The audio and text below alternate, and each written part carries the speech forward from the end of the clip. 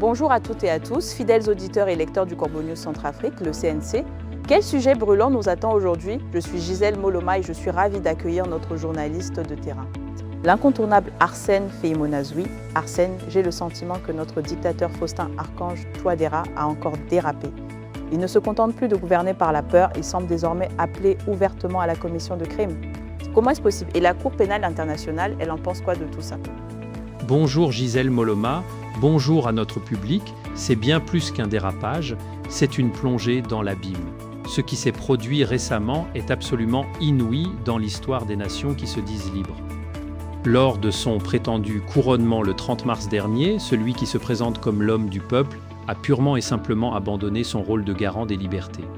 Il s'est transformé en un véritable instigateur de la répression.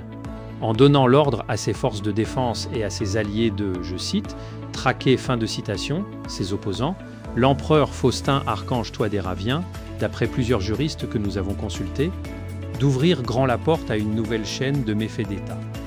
Une nouvelle chaîne de méfaits d'État. Arsène Feïmonazouy, c'est terrifiant et derrière tout ça, on sent bien l'odeur du soufre, celle de ces mercenaires russes, n'est-ce pas? On nous dit que c'est un discours rédigé à l'ombre de Wagner. Exactement Gisèle Moloma, l'analyse de la tonalité et de la façon de s'exprimer dans ce long discours ne laisse aucune place au doute. La présence de la société paramilitaire russe Wagner ou de ce qu'ils appellent Afrika Korps est patente. En poussant le dictateur Faustin-Archange Touadéra à durcir sa rhétorique contre les, je cite, relais clandestins, fin de citation, et les opposants à son régime autoritaire, ces protecteurs russes de Wagner le placent directement en première ligne. C'est un stratagème politique grossier, positionner le chef de l'État pour justifier les futures actions répréhensibles de mercenaires qui, eux, opèrent déjà dans la plus grande obscurité. C'est un piège, mais un piège qu'il semble avoir accepté avec gourmandise. Et ce mot Arsène Feïmonazouy, ce mot que tu as cité, traquer, c'est ça qui doit alerter tout le monde, c'est le mot de trop. C'est là toute l'absurdité et la gravité, Gisèle Moloma.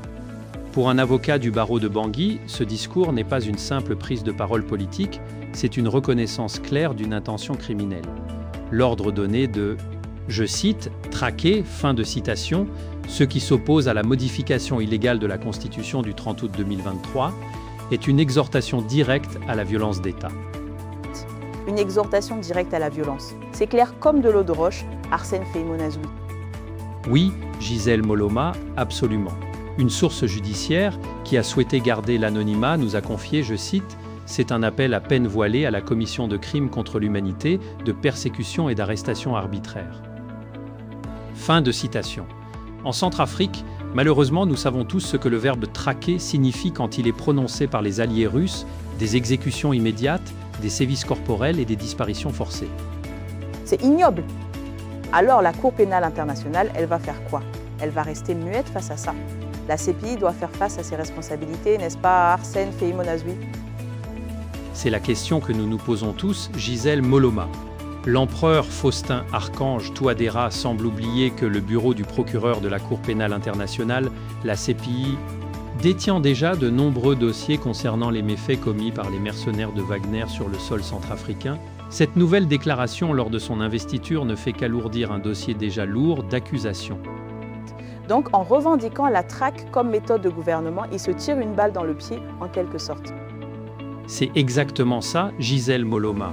En revendiquant la, je cite, « traque », fin de citation, comme mode de gouvernement pour ce nouveau mandat, le régime de Bangui offre à la CPI la preuve d'une politique d'État dont le but est de s'en prendre à une population civile en raison de ses opinions politiques. Le bureau du procureur à La Haye doit vraiment sortir de son silence et ouvrir une investigation officielle sur ces nouvelles affirmations. C'est donc clair, Arsène Feïmonazouy, que l'empereur Faustin est tombé dans le panneau. Il pensait consolider son pouvoir par la terreur, mais il est en train de s'enfermer. Oui, Gisèle Moloma, il s'est bel et bien enfermé dans une impasse judiciaire au niveau international.